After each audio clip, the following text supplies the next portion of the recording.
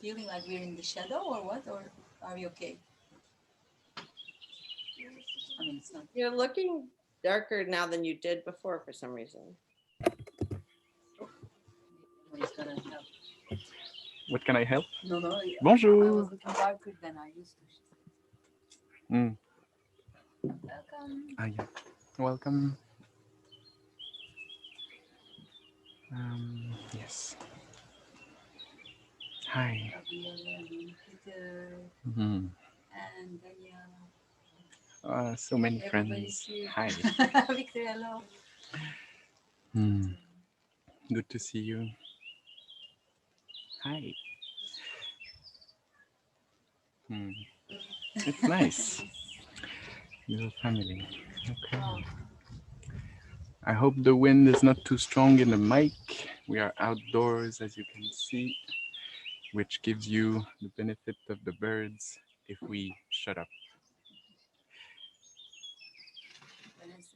Hello, Ann Cooper. Mary, hello. Colleen.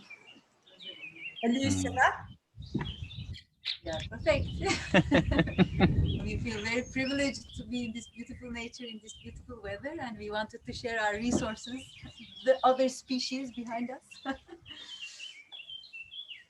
And yeah, we want to thank our hosts, and we want to thank you for being with us.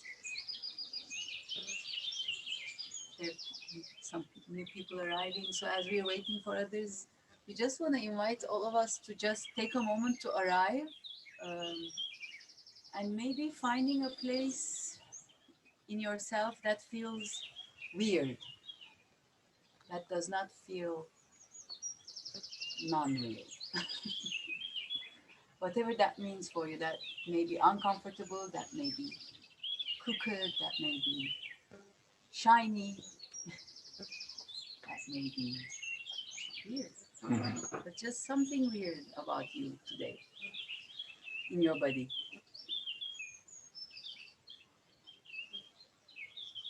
And how do you know that? How do you sense that?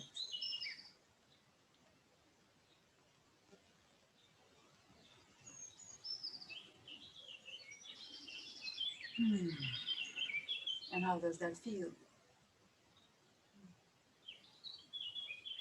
Physically, emotionally, mentally.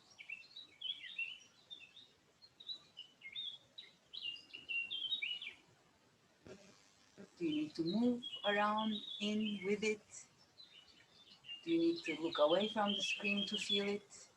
Do you need to look at others that may feel similar to you? Are you looking for comrades, allies to feel weird with? Who is here with us? Who are you today? And also feeling the ground, holding that weirdness together with you, with all of us. And today, me, Emma, and Dieter, we're here to present you with our practice-based archival project that wishes to investigate the counter-hegemonic potentials and activist histories of contact improvisation, minor histories of contact improvisation, hopefully. Our project is called We Archive of Contact Improvisation, and we stands for a long list that Emma compiled for us in our already existing little artifact, our website that we will be sharing with you. We stands for wayward words such as weird, wrong, wacky, wild, who is here, who is not here. We, whoever we are, not knowing who we are. For water, for whales that are extinct right now, and the lessons we might learn, we may want to learn from our contact improvisation, from our ancestors, from elsewhere. We're here to learn and inquire together.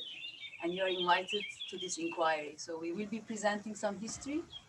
We will be sharing some findings that we have started a few weeks ago, actually, the project, really, the practice of it. We want to share some outcomes from this drafting state. And we may go into split rooms depending on how many we are, or we may open the discussion together. We want to hear you. We don't want to only be presenting. And but before all that, I'd like to invite all of us. We'd like to invite all of you for a small practice of arriving, which we have been developing, calling it redancing with Emma for different practices. But today we want to do this with a recording from Alexis Polingams, who is a Black feminist poet and a queer troublemaker. A little excerpt from her interview with Prentice Hempill. Frances Hempill, yes. And this is kind of a arriving practice that would like to also celebrate our ancestors. We'd like to honor our ancestors. And the practice is simple. We're gonna play a small excerpt of voice recording from Alexis Polingams 3 times. It's gonna be around 5 minutes each time.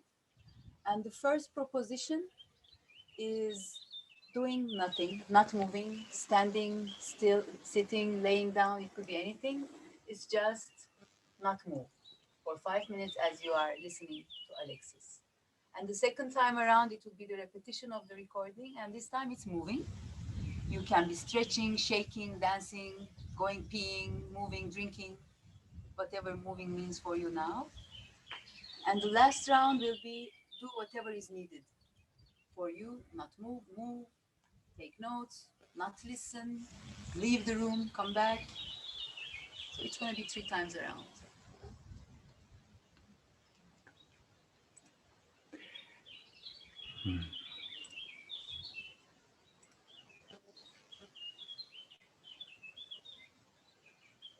And yes, so where are we is a good thing to be thinking about if I'm taking on a compass role. And it is interesting, compass, sundial, time and space. I was thinking about how Grace Lee Boggs asks, what time is it on the clock of the world? And then I was also realizing just how queer my relationship to time is, because I am just wanting to be synchronized with everyone, with whales that are extinct right now, with stars that are light years away. Maybe I can see them and they actually aren't even there anymore. You know, like that there's a wanting to be together. And I think that is actually my core question, is how can we be together? Which actually, the answers to that question in my life, the really profound sense of feeling accompanied, the realizing through my creative practice and spiritual practice, which are the same practice, that I can be with all life, is really what actually proves to me, beyond my training in linear time, that time really is not what capitalism says it is. So I like the word that you used, unfolding, because I do feel like where we are in this moment, but also every moment, we're in the possibility of love. We're in the unfolding of love. We have access to that. Am I always aware that I'm in the unfolding of love? No. Sometimes I think I'm like in traffic or in a boring meeting. You know, like sometimes that's where I think I am. But when you ask where we are collectively, I do know that's where we are collectively. And I think it looks really interesting at this particular moment where we are physically, where we can be, how we can and cannot be together in some ways that we may have been used to in the past, is shifting. I think it's actually offering everyone some rigor around the idea of where are we? Because a simple answer, I'm at home, I'm at work, I'm at school, those don't even mean the things that people meant when they said them a few months ago. I think that where we are is learning how to love as usual, but we're learning in such a profound way right now. And, you know, learning what it is to be at home, if we are able to have stable home, learning what's at stake in being at home with the rising rate of evictions that we're seeing in this time. I think that actually all of this is really, I know it's asking this of me, and I feel that it's asking us, what is it to actually be home on this planet? What is it really? Because whatever we thought it was, we are really being called to learn it differently and to let go of the definitions and assumptions that we had. So yeah, I think that's where we are. I mean, I know that we're in the unfolding of love. And for me, in this moment, I'm grateful for that. I'm grateful for the fact that while everything else is just showing its impermanence, flaunting its impermanence, I would say, love is constant. And so if I can know how to be in love, then that's the homefulness. That's the most profound homefulness that we can have. And I want that for us. And it, in fact, is not love, is not homefulness unless it's all of us. This phrase that we've been using in the house, ceremony is how we remember to remember. And I think that really speaks to your question of a dominant culture of forgetting, which is very predictable, because why would we have the impulse to forget? Well, because if I'm an individual, I can't hold it all. I can't hold all this history. If I'm an individual, it's too much. I can't hold it. But I'm not an individual. So therefore, the capacity is not about what can I individually grasp onto? How much pain can I individually transubstantiate into something else? That's not the question. The question is, what do I need to remember? What do I need to remember that will give me access to the love that is there waiting in whatever it is that I feel like I can't hold when I think I'm an individual? A second listening, moving. And yes, so where are we is a good thing to be thinking about if I'm taking on a compass role. And it is interesting, compass, sundial, time and space. I was thinking about how Grace Lee Boggs asks, what time is it on the clock of the world? And then I was also realizing just how queer my relationship to time is, because I am just wanting to be synchronized with everyone, with whales that are extinct right now, with stars that are light years away. Maybe I can see them and they actually aren't even there anymore. Like that, there's a wanting to be together. And I think that is actually my core question, is how can we be together? Which actually, the answers to that question in my life, the really profound sense of feeling accompanied, the realizing through my creative practice and spiritual practice, which are the same practice, that I can be with all life, is really what actually proves to me, beyond my training in linear time, that time really is not what capitalism says it is. So I like the word that you used, unfolding,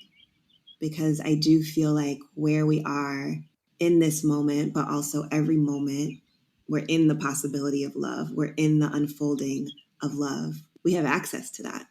Am I always aware that I'm in the unfolding of love? No. Sometimes I think I'm like in traffic or in a boring meeting. Like sometimes that's where I think I am. But when you ask where we are collectively, I do know that's where we are collectively. And I think it looks really interesting at this particular moment where we are physically, where we can be, how we can and cannot be together in some ways that we may have been used to in the past, is shifting. I think it's actually offering everyone some rigor around the idea of where are we? Because the simple answer, I'm at home, I'm at work, I'm at school, those don't even mean the things that people meant when they said them a few months ago. I think that where we are is learning how to love as usual, but we're learning in such a profound way right now. And, learning what it is to be at home, if we are able to have stable home, learning what's at stake in being at home with the rising rate of evictions that we're seeing in this time. I think that actually all of this is really, I know it's asking this of me, and I feel that it's asking us, what is it to actually be home on this planet? What is it really? Because whatever we thought it was, we are really being called to learn it differently and to let go of the definitions and assumptions that we had. So yeah, I think that's where we are. I mean, I know that we're in the unfolding of love. And for me, in this moment, I'm grateful for that. I'm grateful for the fact that while everything else is just showing its impermanence, flaunting its impermanence, I would say, love is constant. And So if I can know how to be in love, then that's the homefulness. That's the most profound homefulness that we can have. And I want that for us. And it, in fact, is not love, is not homefulness, unless it's all of us. This phrase that we've been using in the house, ceremony is how we remember to remember. And I think that that really speaks to your question of a dominant culture of forgetting, which is very predictable, because why would we have the impulse to forget? Well, because if I'm an individual, I can't hold it all. I can't That's hold right. all this history. If Absolutely. I'm an individual, it's too much. I can't hold it. But I'm not an individual. So therefore, the capacity is not about what can I individually grasp onto? How much pain can I individually transubstantiate into something else? That's not the question. The question is, what do I need to remember? What do I need to remember that will give me access to the love that is there waiting in whatever it is that I feel like I can't hold when I think I'm an individual? And the third, listening, doing what's needed, moving, not moving, writing. And yes, so where are we is a good thing to be thinking about if I'm taking on a compass role. And it is interesting, compass, sundial, time and space. I was thinking about how Grace Lee Boggs asks, what time is it on the clock of the world? And then I was also realizing just how queer my relationship to time is, because I am just wanting to be synchronized with everyone, with whales that are extinct right now, with stars that are light years away. Maybe I can see them and they actually aren't even there anymore. You know, like that there's a wanting to be together. And I think that is actually my core question, is how can we be together? Which actually, the answers to that question in my life, the really profound sense of feeling accompanied, the realizing through my creative practice and spiritual practice, which are the same practice, that I can be with all life, is really what actually proves to me, beyond my training in linear time, that time really is not what capitalism says it is. So I like the word that you used, unfolding, because I do feel like where we are in this moment, but also every moment, we're in the possibility of love. We're in the unfolding of love. We have access to that. Am I always aware that I'm in the unfolding of love? No. Sometimes I think I'm like in traffic or in a boring meeting. You know, like sometimes that's where I think I am. But when you ask where we are collectively, I do know that's where we are collectively. And I think it looks really interesting at this particular moment where we are physically, where we can be, how we can and cannot be together in some ways that we may have been used to in the past, is shifting. I think it's actually offering everyone some rigor around the idea of where are we? Because a simple answer, I'm at home, I'm at work, I'm at school, those don't even mean the things that people meant when they said them a few months ago. I think that where we are is learning how to love as usual, but we're learning in such a profound way right now. And, you know, learning what it is to be at home, if we are able to have stable home, learning what's at stake in being at home with the rising rate of evictions that we're seeing in this time. I think that actually all of this is really, I know it's asking this of me, and I feel that it's asking us, what is it to actually be home on this planet? What is it really? Because whatever we thought it was, we are really being called to learn it differently and to let go of the definitions and assumptions that we had. So yeah, I think that's where we are. I mean, I know that we're in the unfolding of love. And for me, in this moment, I'm grateful for that. I'm grateful for the fact that while everything else is just showing its impermanence, you know, flaunting its impermanence, I would say, love is constant. And so if I can know how to be in love, then that's the homefulness. That's the most profound homefulness that we can have. And I want that for us. And it, in fact, is not love, is not homefulness, unless it's all of us.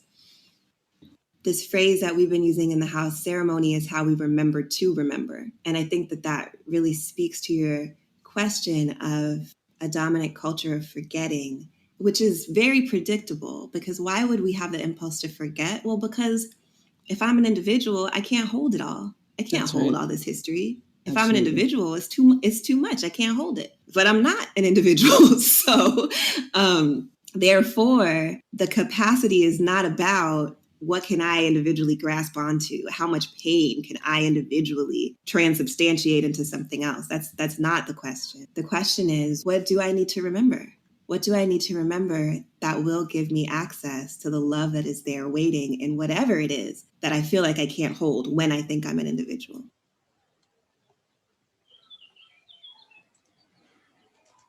Okay.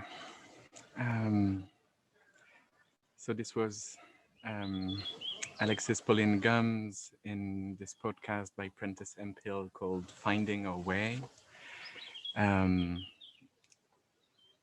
helping us to articulate this desire for imagining a future of CI with what we've been occupied with in the last years, actually, which is proposing an archive of contact improvisation, and a specific one, sort of wayward, fugitive, disarticulated archive, not so much retaining all the memories of contact, but kind of looking for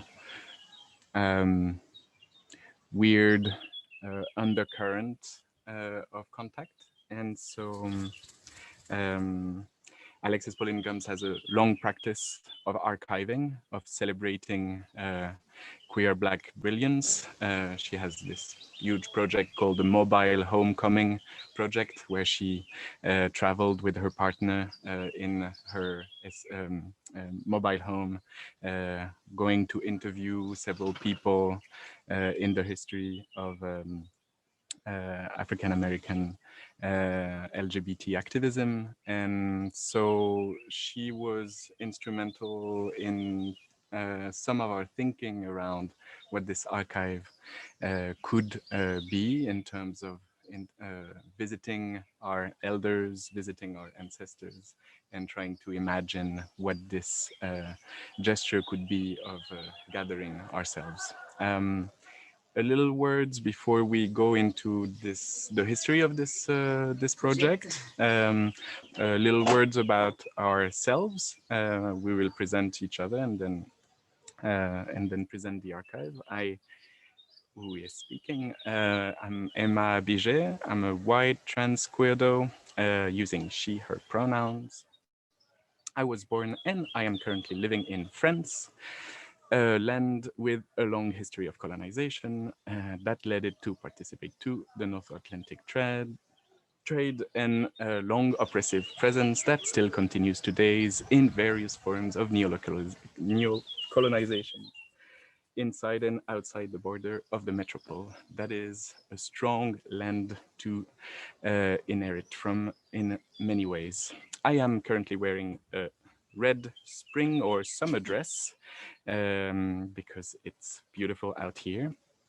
And behind me is a garden that I share with many cats and birds that you probably can hear, 2 dogs, 2 chickens who might pass by, and a group of humans that are from France, Eastern Europe, and the Middle East. You can see some trees behind us. Some of them were planted by me and my heart sister, Daphne Erdour, and I let her present herself. Thank you very much. Yes, I feel very privileged, as I just said at the beginning, to be here with all this beautiful abundance of people and other species. I was born and raised in Anatolia, called Turkey now, facing the Aegean Sea. I had to leave my country 4 years ago after the military intervention. So I'm a refugee in France. I myself am trained in trauma work, trauma healing, contemporary dance, sociology, psychology, coming from a very eclectic formation to body therapies also. and I'm mainly interested in building safe, inclusive, and creative environments for people.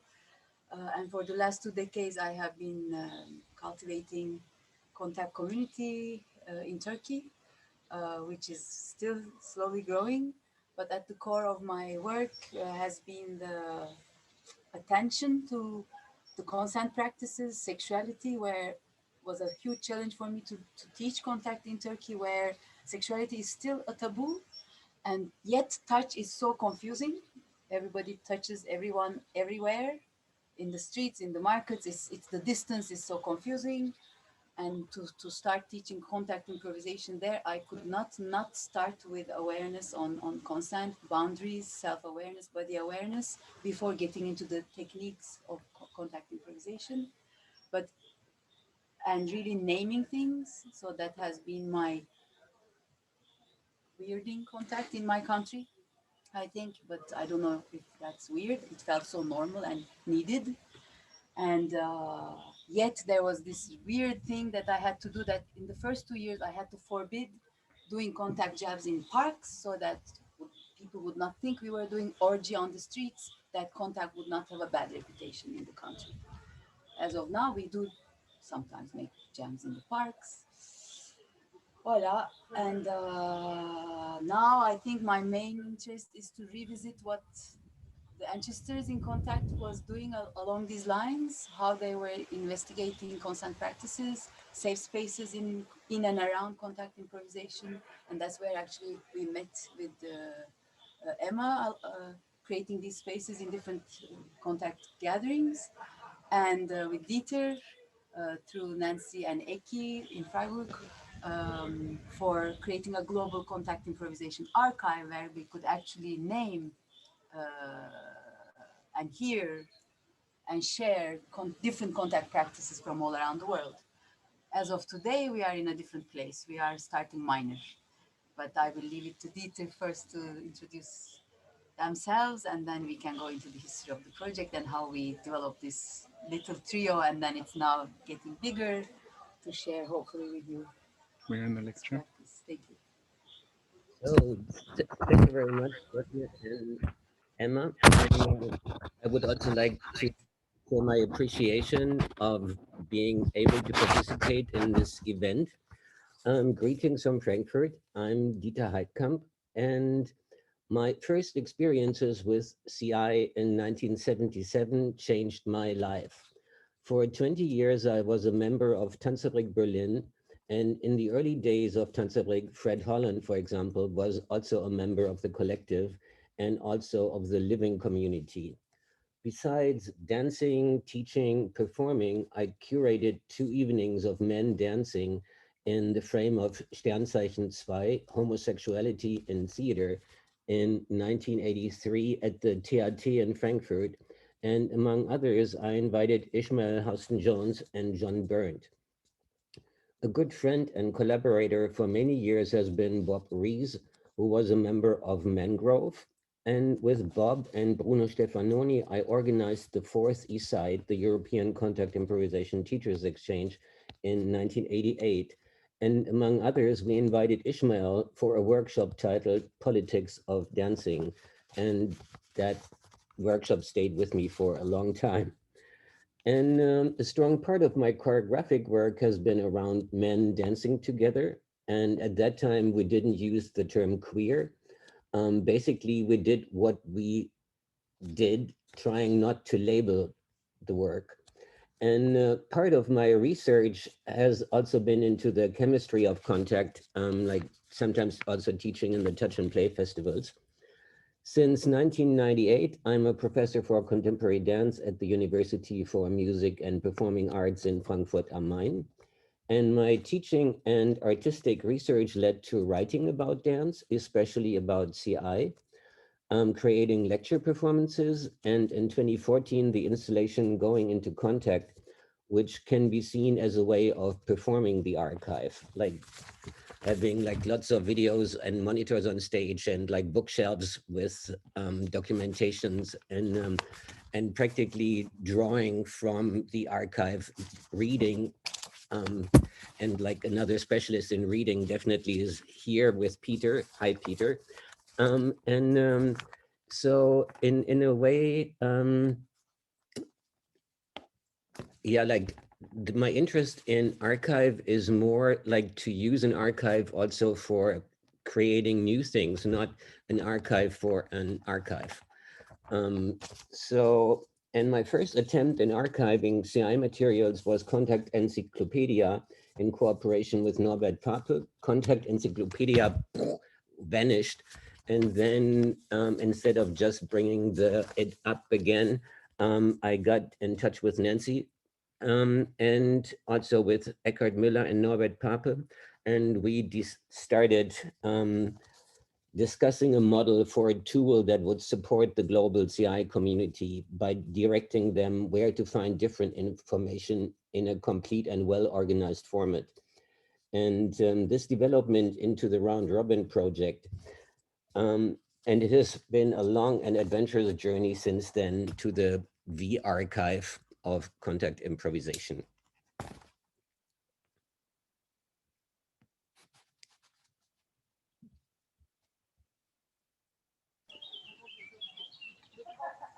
Thank you, Dita. Yeah, maybe we want to give a little background information of how the Round Robin project had two branches, somehow two subgroups, as we met a few years ago in France again, actually, with Nancy, Eki, Dieter, and myself, and online with Emma. The idea was to make globally the CI events and activities, current ones, contemporary ones, visible through the global calendar, which is already online now, thanks to amazing work of even Colleen here had a great investment at the back, and then Eki and David, and now Nika. Many people have contributed now, and then the second branch was the global archive. At this moment, correct me if I'm wrong, Dieter, I recall Nancy telling us that the CQ was already being, past issues were being online, transferred to online, the archiving of the was already happening, and her personal archive was also under investigation from the library in New York, etc. So, and yet the idea was to really find the means, of course, economic and all human resources, to bring all the information that has already accumulated around CQ and Nancy. You had an amazing archive. We had names in our lists to reach out, to ask people to bring forth what they have, and also make out calls to the world, local people, whoever, wherever they were, to bring out, to make their work visible, like whatever they were doing in the name of contact. And yet, almost exactly a year ago, when Nancy passed away, and the CQ decided to move a lot of things online, and the New York Library adapted Nancy's personal archive, which was amazing. We felt like it's too much for us. The three of us do little the orphans of the Round Robin project, and how we would be able to host this with the limited resources we have. And yeah, Dieter, I'm looking at you like, and Emma also, like at this moment, we had a little fund from France that we were at least able to create a hub, the container. Yeah, and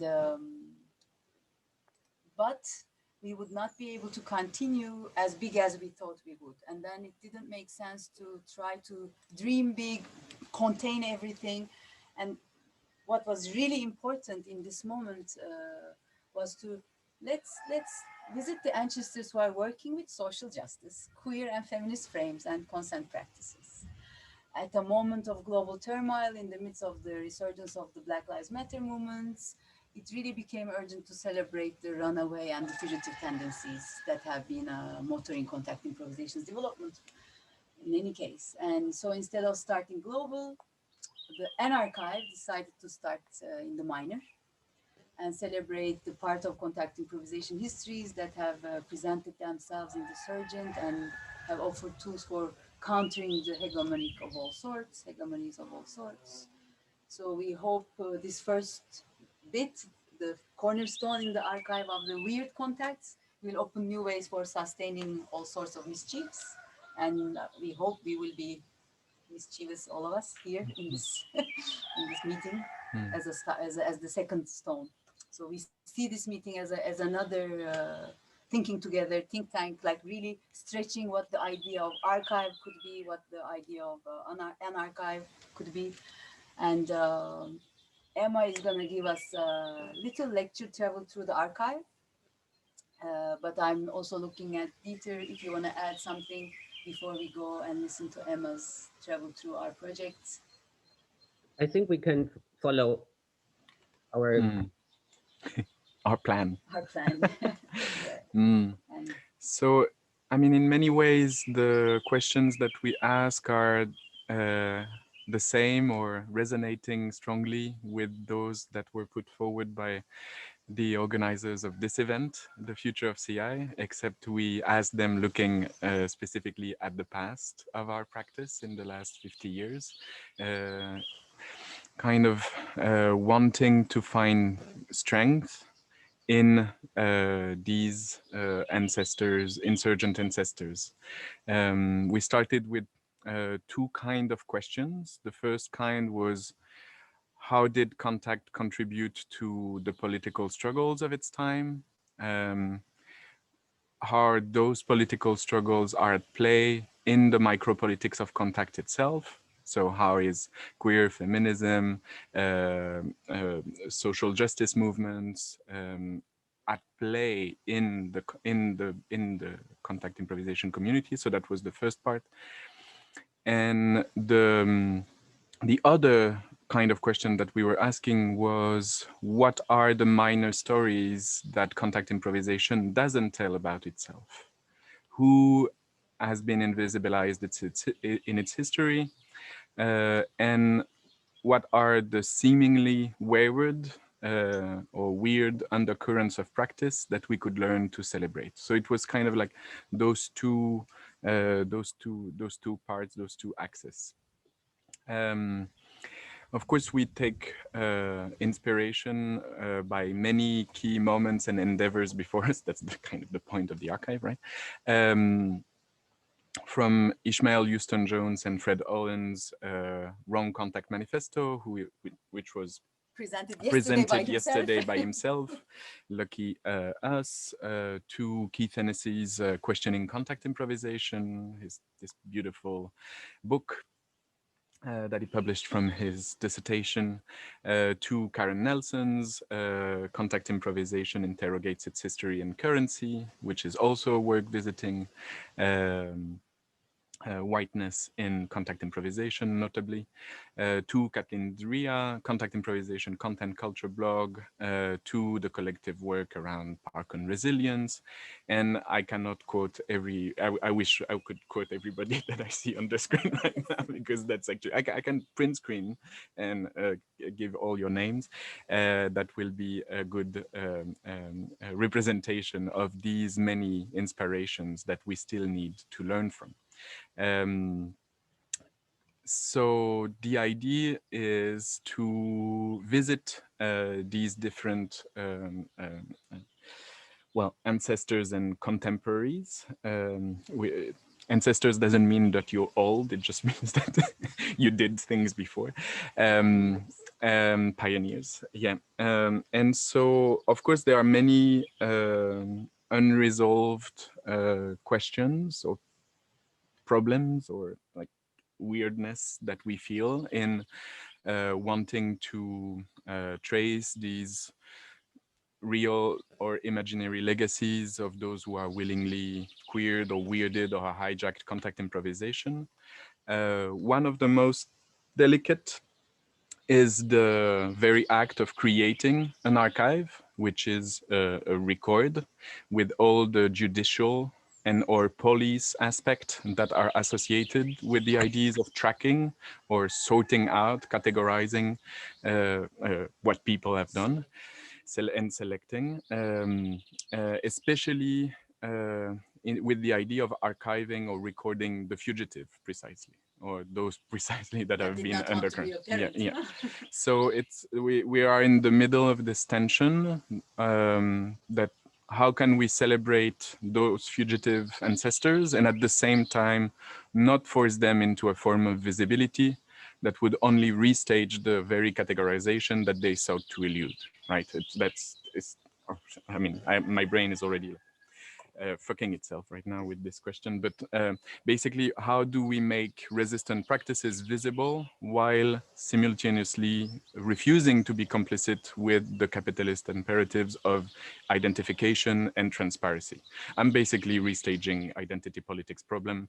I'm not I'm trying reinventing the wheel, but you see what I mean. So one of the answers, which is not at all a complete response, was the idea that the archive would mix science facts and speculative fictions. It's the two big meanings of SF that we can ascribe. There's also speculative feminism, which is a technique developed by Donna Haraway to queer a little bit our idea of what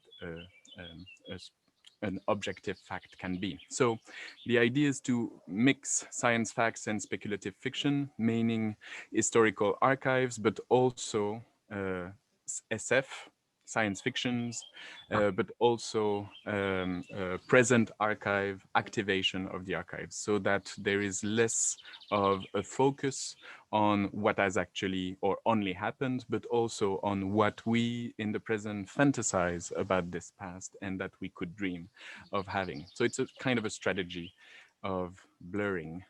Do you feel like we could kind of hint in where this how this idea emerged also, like or how in practice this kind of solidified itself? And we met a few weeks ago with the people, like how the artifact that we started to relate and to revisit the archives created a will and urgency to respond rather than just receive what is there. So that kind of create this active practical relationality that the archive, that the mock-up archive that Emma created, generated in our friends who was with us to study the terms, the concept, the idea, and we had, I would like to give their names. I can share the Yeah, screen. you can share the screen maybe, yes. And we met for a week to really dig in the idea, but also relate to the already existing fugitive archives. And there was beautiful practices of even responding to an image from the archive with a poetry, or recreating the dance today here, or reflecting on the archive audio movements. Like there was really a lot of life coming out of relating to the archive that really inspired us to think out of the box, like really stretch and go into these SF ways of relating somehow. And as you see, like we had like, how many people were we? 1, 2, 3, 4, 5, 6, 7, 8, 7 people here, and then Paul and Karen was interviewed by Emma, and Dieter joined us online. So it was really like a tryout, trying to understand what we are doing, what this could be. I shared the wrong screen, darlings. I'm sorry. Is this the good screen? It looks like. Can I have notes? No, that was not. Are you still seeing my notes? We wanted to share the Dance in the Archive background. Let me share. Is that the one? Are you seeing the good one? We just want, maybe the gray ones is not visible. It's okay that you can see our notes. Okay. The archive. Do you see the archive now, Dieter? Yeah, the writing is very small. Maybe like, is there a way to get it bigger? Is it better? Yeah. Super.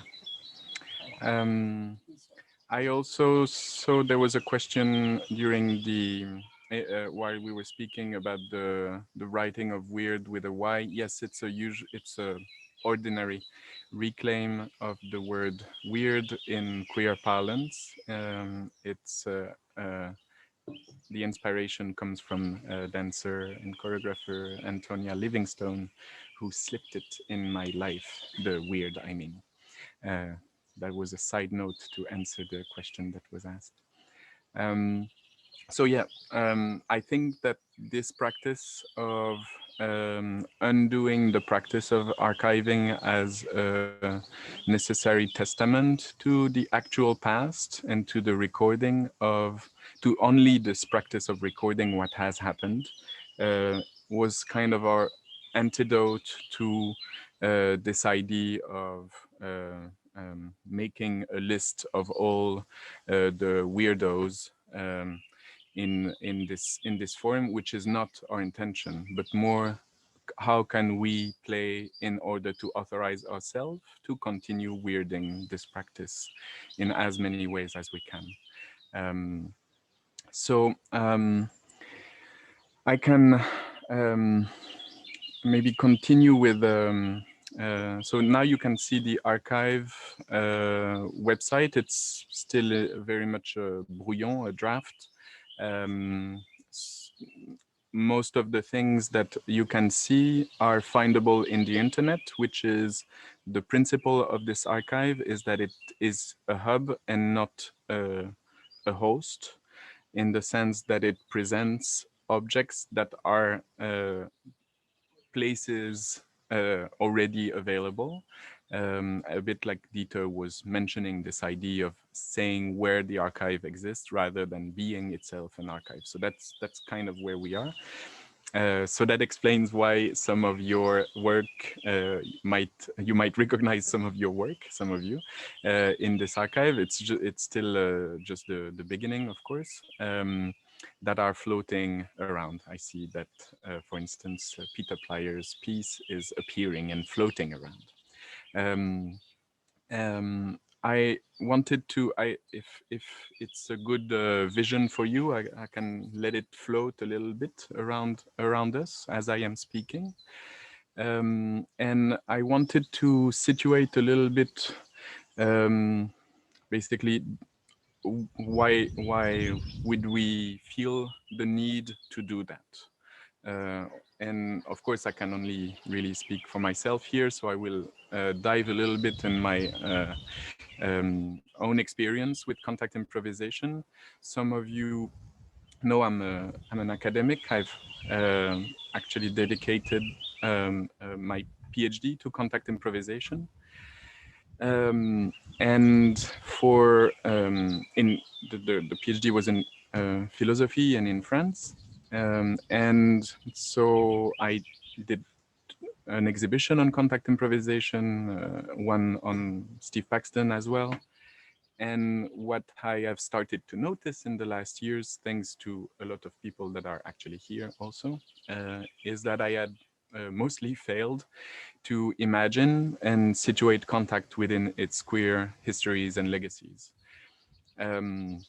There were at least two wake-up calls that came to reorient my work with contact. The first was actually one of my dissertation advisor, who, after hearing me talk about Steve Paxton and Nancy Stark-Smith as being the active founding members of CI, asked me a question where she talked about Monsieur Baxton et sa danseuse, which translates in Mr. Baxton, so she misheard the name, and his female dancer. And I was baffled by the mischaracterization, but I also understood that there was something in the way I had presented the form that, because I had not challenged stereotypically heteronormative ideas of dance and art in the way I was speaking, did not make room for a more feminist and anarchist reading of the origins of the form. Such a reading would not have only placed the female dancer, Nancy Stark-Smith, on the same foot as the male choreographer. I was clearly happening in my dissertation's advisor mind, but would also have clearly created the image of this weirdly assorted band of founders of the form that there was. So that started me on the inquiry that we are also witnessing and having together with Daphne and Dieter. a second wake-up call came from Ann Cooper Albright, who was also here today, who was sitting at my defense. Sorry for this little subjective history, and who remarked that, I quote, I think from memory, that no offense to those present, but you quote a hell of a lot of white cis straight males in your work. And I think it was one of the most life-changing sentences I heard in my life. Or at least during this very high adrenaline moment. That was my defense. And so thank you, Anne, for being a feminist killjoy. So because of these interventions, and of course, again, many of you here operated such changes, the question started to be, what would be a queer history of CI? What would it look like? And so part of the archive has a direction towards trying to understanding or defining this, the resources to do this queer history.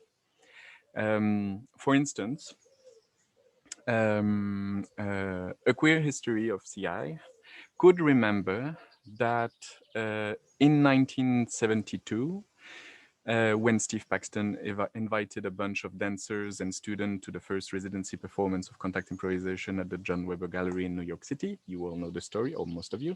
They were funded by a grant from Change Incorporation, which was a philanthropic foundation created by Robert Rauschenberg, who also happened to be the painter, who also happened to be Steve's partner during the 1960s.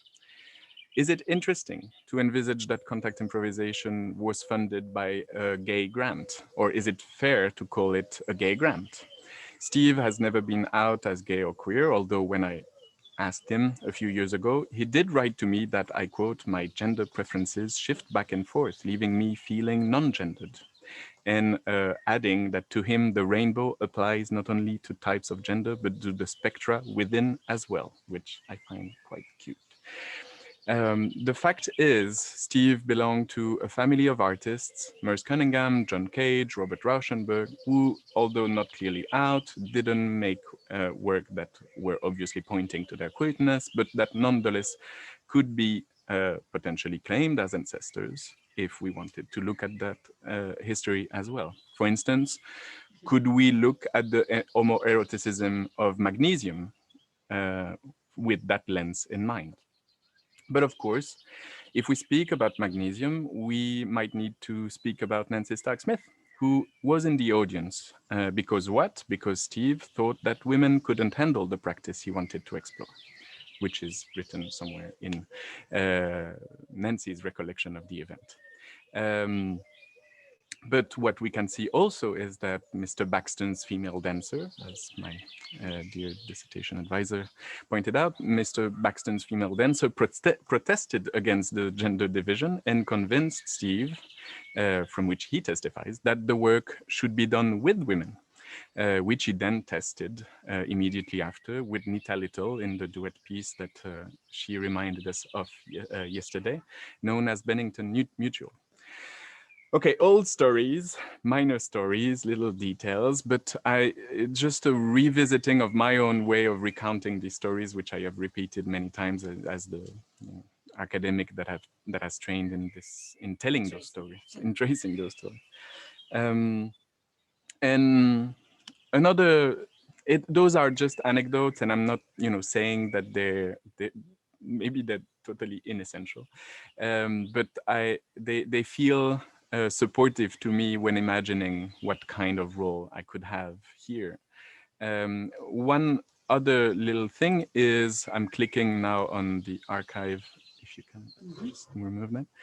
One of the other thing is that if we follow Nancy Stark-Smith line, we see her moving to California right after the June 1972 event of contact improvisation to intern with a feminist poet, Diane De Prima, who was one of the rare female writers of the Beat movement, alongside Kerouac, Ginsberg, and Burroughs, for those of you who like American poetry. So Diane De Prima, who is also famous for having created a newsletter poetry journal, The Floating Bear, together with African-American poet Leroy Jones, who is better known now as Amiri Baraka, and with queer dancer Fred Urkel.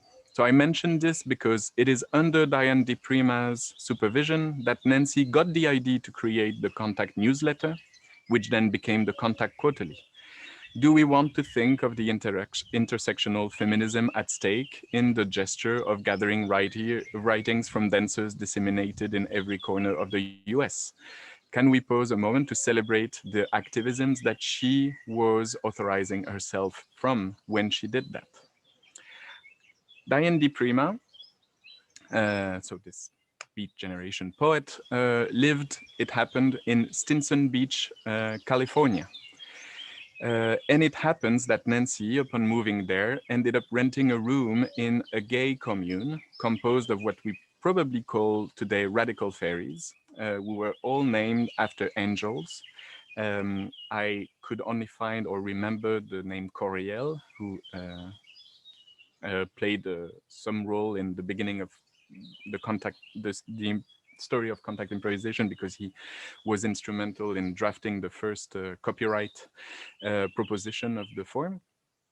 Coriel, so was one of these angels or proto-radical fairies. 1 hour over, yes, I think. Yeah, we still have half an hour. Yeah, okay, super. Thank you. Why am I mentioning that? Well, because these radical fairies or angels were amongst the first test subject of Nancy's teaching of Contact Improvisation in California. And they helped her put together the first Contact newsletter. Nancy liked to repeat that every person who ever danced Contact Improvisation contributed to the gene pool of the forum. Does that count that her first experimentations with teaching of the forum was inside of a gay commune in California? I can say, for me, as a queerdo, it does count to know that I have ancestors in the forum, or maybe more, that this forum is woven with queer and feminist lineages. But it also counts for me as an academic because it gives me some context to a puzzle that has been quietly repeated since Sally Bain's Terpsichore in Sneakers and Cynthia Novak's Sharing the Dance, which is, so the puzzle being, how come this form is one of the first major dance forms in Western dance history where female dancers lift male dancers, where male on male touch is not reduced to fight or its mimicry. In these classical historical accounts of contact improvisation, you can find many justifications. For instance, Baines connects it to men's group around the country who were firming to investigate male roles as a sympathetic response to the feminist movement. That's in Baines' book, The Terpsichore in Sneakers. Interestingly, that's the only reference to feminism in the whole book. The whole book never mentions feminism except for that moment. But she fails to mention anything related to queer experiences of questioning gender binaries, which might have helped indeed conceive of a upheaving of gender roles. Cynthia Novak, who is our beloved historian and anthropologist from the 1990s, writing Sharing the Dance, speaks extensively of the sexual liberation movement. But doesn't mention anywhere the question of queerness, of gender non-binarity. Of course, the vocabulary was not present for her in the 90s. So is queerness the answer to the question, why suddenly did men lift men and women lifted men? Well, I do not think so. I do not think it's only one answer, but certainly a form that was partially developed in gay communes that received support from queer feminist writers.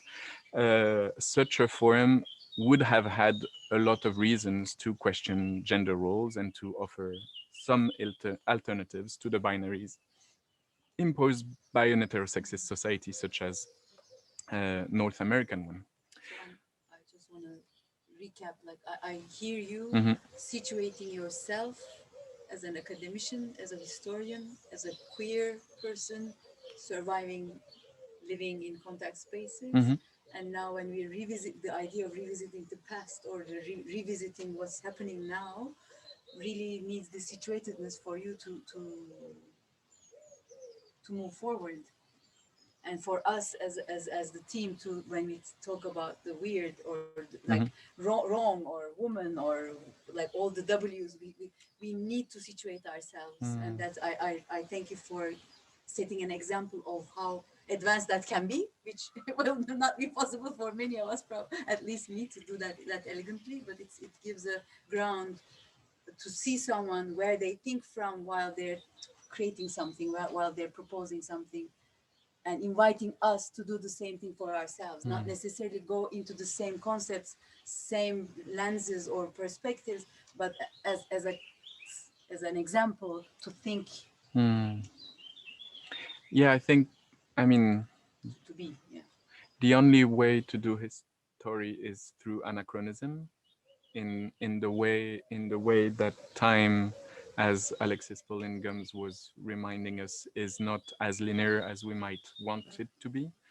And so there's a necessary situatedness of the historian or of the person looking at history. It doesn't need to be a profession. The person looking at history and kind of investing their present occupations into the past. So that's kind of the game that is invited here, is how can we reclaim some parts of this past and learn and teach each other the possibility of harvesting this past. From that point of view, we wanted to kind of end with two different things. First, a sort of a call for contributions. Um, we've imagined three big ways of contributing to the archive, which we want. First, we need to say we want it to be a practice-based archive. So that means that if you feel the need, the desire to contribute, then it will happen hopefully in settings where we can be together physically.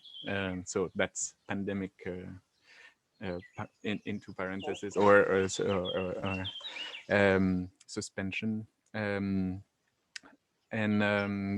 three main ways we imagine the contribution could happen. The first has simply to do with contribute archives, contribute your own events, the events that you've organized, the events that you've done, the things that you've done that would make surface these wayward history. Yesterday we had the beautiful, amazing example through Ishmael Houston Jones. I'm gonna click on the archive that corresponds through Ismail Houston Jones' intervention, who reminded us of this piece, the Ugala dance that he danced in 1983.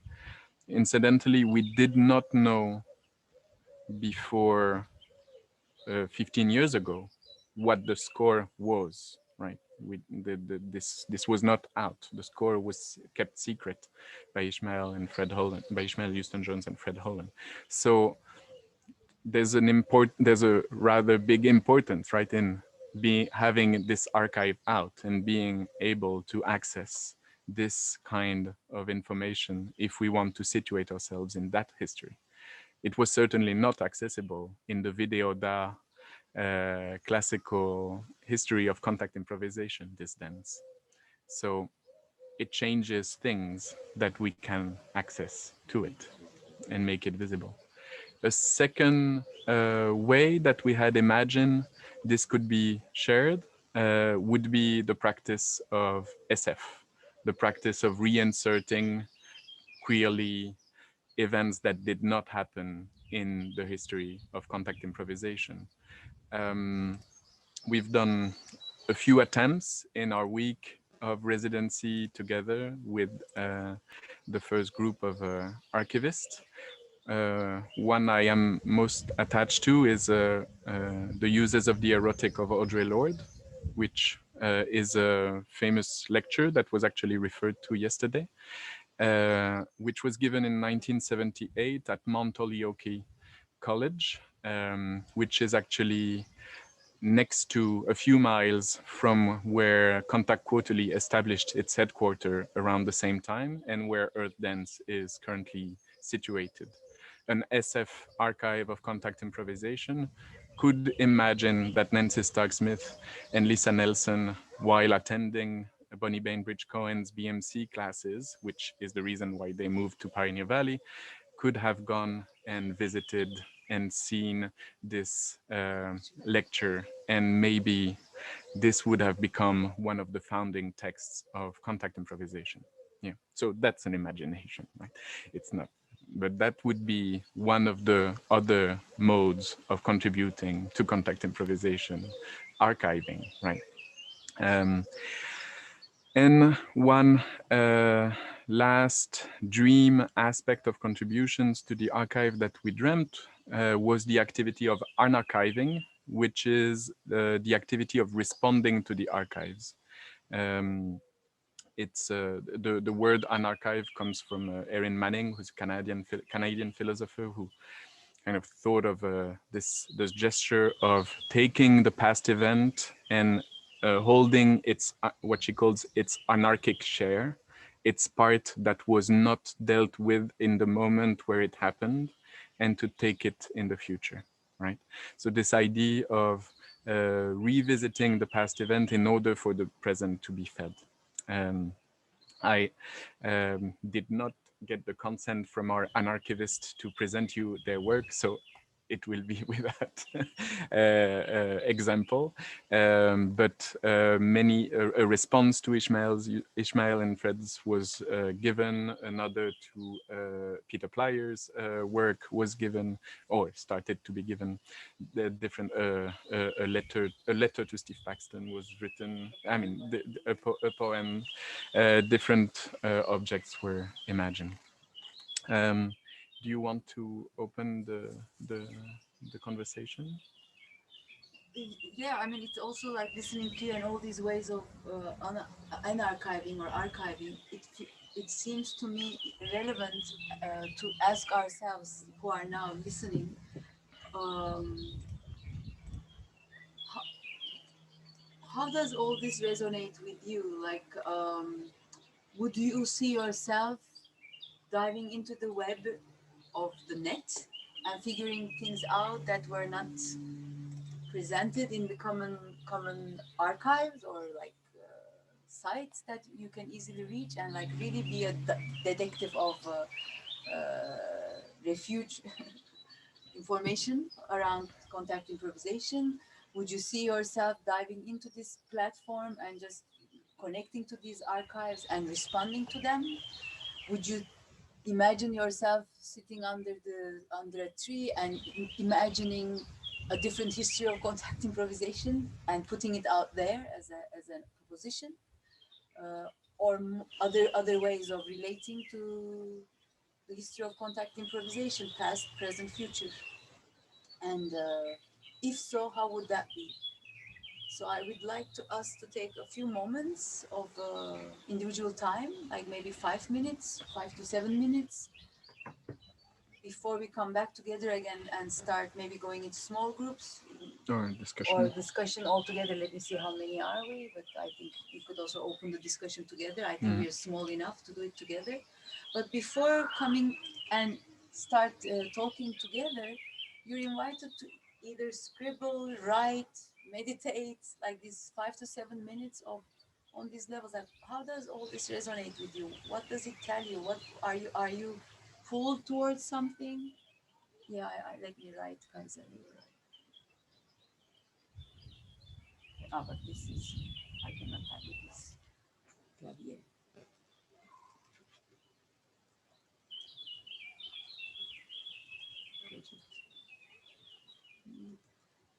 And if you also have any questions, doubts, uncomfort hearing what we're saying, thumbs up, Thumbs down. Like any reflection with no judgment, we would receive it. We would really. I mean, this is ours. It's not like Dieter, me, and Emma are holding it together for now. But the idea is to really let go of it as an object. We plan to keep it for a decade, like 10 years, because we can host it that long within our resources. But then it may also involve furthering it if the community responds and wants it to be more alive. So 7 minutes silent reflection, so that everyone has room, at least on paper, to gather some thoughts. Dieter, would you like to add something to these questions or this moment? No, I think I think it's fine. Like the suggestion is out.